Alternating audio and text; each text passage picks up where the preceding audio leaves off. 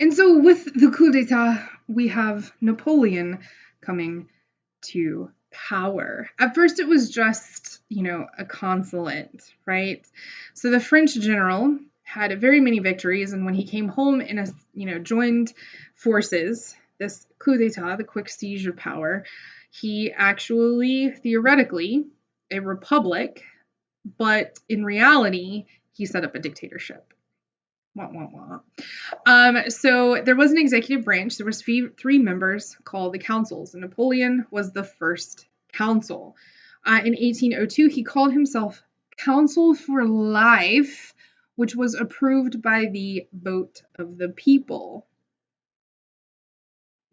So his goals in ruling over France was that he wanted to strengthen this and centralize the government and achieve some of the goals of the revolutions. He wanted all citizens to pay taxes. He wanted to set up a national bank system.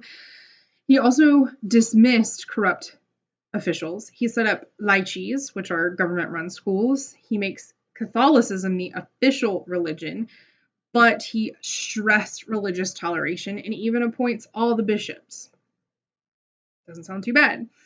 And he signed the Concordat with Pope Pius VII, establishing a new relationship between the church and the state. And the church, their influence was recognized, but ultimately rejected in national affairs. And then he began setting up an empire. In 1804, he names himself emperor. So he went from council to Council for Life to now Emperor Napoleon. And he actually continued a lot of successes on the battlefield. He had early wins over Italy and Austria, as we have talked. The Battle of Trafalgar saw the British defeating the French Navy, which was kind of a huge blow. But they gave up plans ultimately on invading Britain because Britain was an island, and it made it very difficult for anybody to defeat Britain. By 1812, Napoleon actually controlled most of Europe, and the people actually resented paying taxes and sending soldiers to fight for France when it wasn't ultimately their fight. You can see where unrest starts to breed. So Napoleon's biggest mistake was that he wanted to establish a continental system. Basically, he wanted the countries of continental Europe to stop trading with Britain. This failed miserably because the British maintained control over the seas. They had the greatest navy at this point in time. So their goal was to make continental Europe more self-sufficient. Not everyone always followed the blockade, however. So it was a disaster. So Napoleon's brightest idea after this was, hey, let's go after Russia. So since he controls most of Europe by 1812, you have these nationalism feelings growing. You have foreign people who resent paying taxes and providing him soldiers. And by nationalist feelings growing, we mean like in Germany, being German. Yeah. So you started to see revolts pop up in Spain and Austria. Napoleon was mad at Russia for withdrawing from the continental system. And Russia used the scorched earth policy to defeat or to lure Napoleon in and then allow the Napoleon soldiers to ultimately defeat themselves.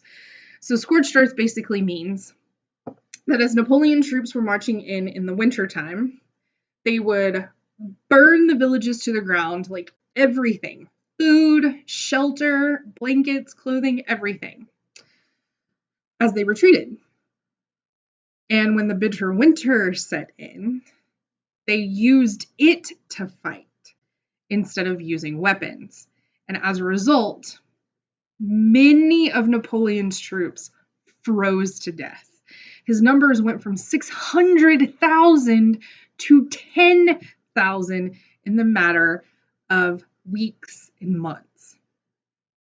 After the French were defeated by many other countries began declaring war on France as well, and the borders returned to their original status. Oh yeah. You don't mess with Russia. Just don't mess with Russia. So Napoleon ultimately abdicates his throne and is exiled to Elba, which is an island that has nothing. Napoleon returns, however, a year later and reigns as emperor for 100 days. And the army and people would support him in this venture.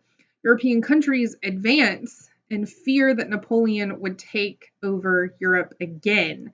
So they met Napoleon at Waterloo. And at the Battle of Waterloo, Napoleon was defeated again and exiled to St. Helena, where he would die in 1821. So if you need to know where St. Helena is, it is legit in the middle of nowhere on a tiny little island. But the legacy of Napoleon would go on to last a lifetime and then some. Because of Napoleon and because of needing money, Napoleon sells the Louisiana Territory in the Americas to Thomas Jefferson in the United States for a fraction of what it actually cost. He established the Napoleonic Code of Laws, and he actually spread the ideas of equality, excuse me, religious tolerance. He also advanced through the advancement of through merit. He reformed tax systems, and he also promoted education. So even though he is seen as a dictator, he did do some good things, which brings up the question of, can you be a terrible person? Can you be good and be a terrible person? We'll talk about that. So, the Congress of Vienna was established, or was called, because Europe really needed to create a long-lasting peace. So Russia, Prussia, Austria, Great Britain, and France were all there. It was led by Prince Kelmans of Metternich, and they wanted to restore a balance of power. And the result was basically that France is a major power, but they had greatly diminished their authority. Rulers drove Napoleon out and were restored to their thrones.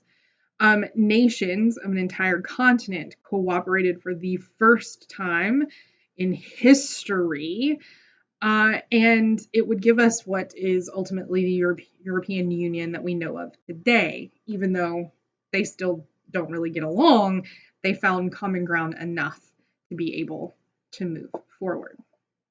And that's it. Officially, the Bourbon monarchy is re-established for a little while, but the king's power would be greatly, greatly reduced. All right, see you next time, guys.